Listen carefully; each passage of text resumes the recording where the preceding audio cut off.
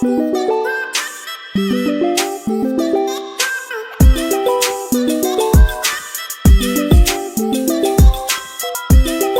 process of the British conquest of India, which began from mid-18th century, and the subsequent consolidation of British rule was resented by the Indians belonging to all the segments of Indian society: kings, queens, peasants, landlords, tribals and soldiers.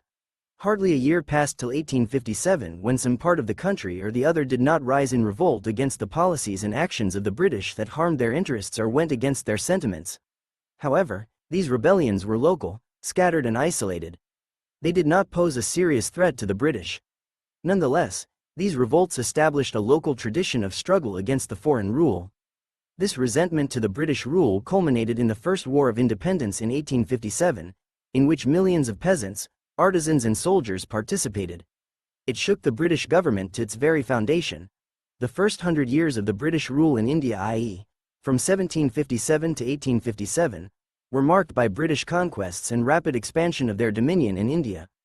The combined effect of the British expansionist policies, economic exploitation and administrative changes adversely affected all segments of Indian society. The ruling classes were dispossessed of their power, the peasantry was deprived of its land rights, and the artisans lost their livelihood.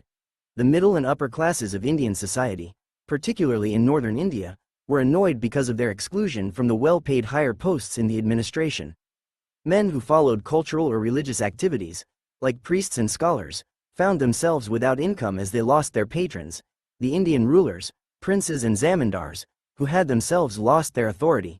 The company's Indian soldiers were discontent with their low salary, hard life and the ill treatment meted out to them by the British officers.